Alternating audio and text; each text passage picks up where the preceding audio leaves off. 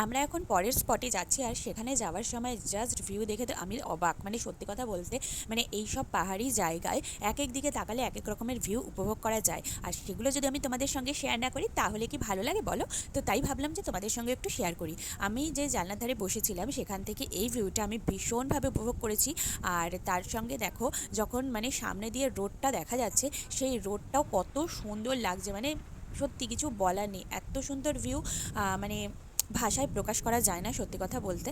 তো ফাইনালি এই উপভোগ করতে করতে আমরা চলে এসেছি নেক্সট স্পটে। বন্ধুরা, আমরা এখন চলে এসেছি ফুটুলা টপে।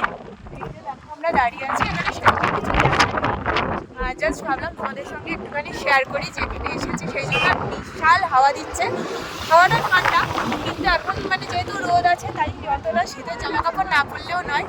তো এই যে